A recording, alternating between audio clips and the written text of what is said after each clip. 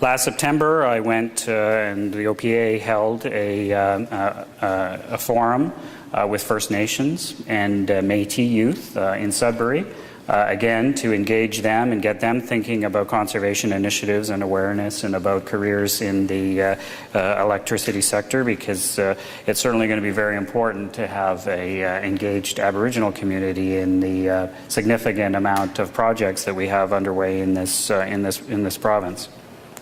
At the other end of the spectrum, we've partnered with the Ontario Centres for Excellence to work with undergraduate students, I guess, from colleges and universities in their final year. More than 200 students are paired with industry, and they end up working on 60 energy efficiency projects across the province. They work really closely with industry as consultants, actually, and they're looking for creative solutions to real-life problems. And not only do the students gain exposure to green industries, they often end up getting hired once the program is complete, and so that's great as well. So if you want to find out more about any of these programs, you can certainly visit our website. It's a bit of a clunky website, but it's powerauthority.on.ca. Before I move on, I also want to emphasize that many of our educational initiatives, as you probably heard me say, are in the pilot stage. We've been working very closely with the Ministry of Energy and Infrastructure, as well as Ministries of Education and other ministries. To learn what we can from the pilots that we've done so far, we're assessing and refreshing the design on some of these as we look to a rollout.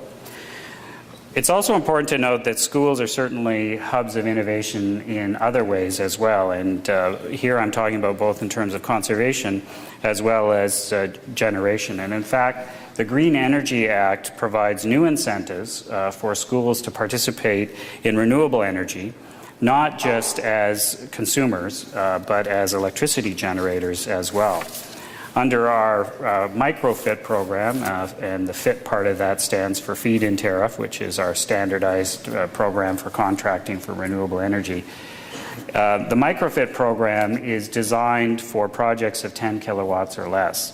And under that program, for example, you can install solar panels on the roof of the school and earn money for the electricity that is generated from those panels. We will pay a guaranteed price for the electricity and give you a contract of 20 years. And the Ottawa-Carleton District School Board, for example, we just awarded them a contract under that program. They're going to mount solar panels on their roof, a 10 kilowatt system that's going to cost about $120,000. The idea behind these, the contract, we give you a 20-year contract, but generally the math works out that you pay off your system in about 11 years or so, and you get about 11% rate of return on it. And so it's definitely worth, the business case is there, and it gives you lots of opportunities. And in fact, this is a program that isn't just for schools. If you want to do something like this at your home, it's the same program, and you can do that maybe smaller size, putting an installation on the roof at your home. There's also some very exciting things, and I'd be remiss of me not to mention the David Suzuki School. I'm not sure if you've heard about it. This is the one that's opening in Windsor in September.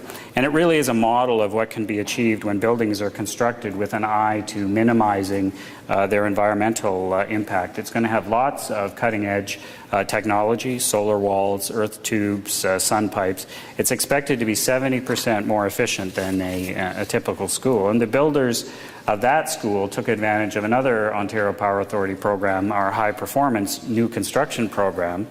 And part of the process in that program is to find energy efficiencies by bringing the designers and the construction professionals together, which is something that surprisingly doesn't always happen.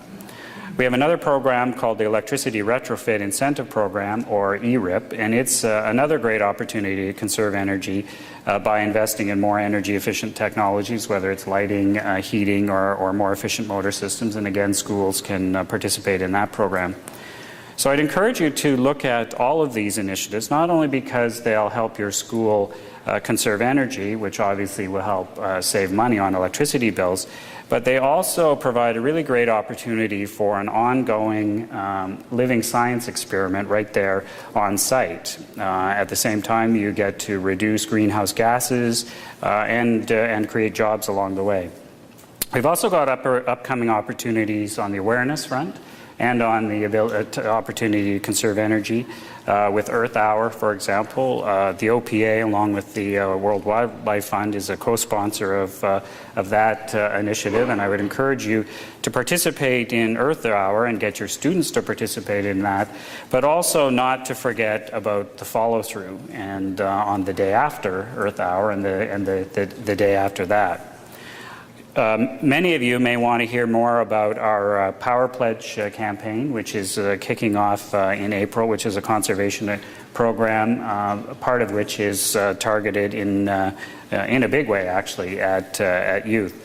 It runs through the remainder of the school year and into the summer, and it's something that you should keep in mind for April. And you can find out more about this at one of the breakout sessions later today, and that's going to be presented by a couple of my OPA colleagues, Bob Collins and Tim Taylor, who are here. In case you didn't know, last fall the Ontario government earmarked $50 million for school boards to purchase green technologies, and it's expected that along with the government we're going to create a centralized procurement process to assist school boards in doing the research for the technology as well as selecting vendors. Funds for that program should be available this spring. And one final bit of business before I wrap up, I just want to alert you to a microfit open house that's happening tonight at the Quality Hotel in St. Catharines.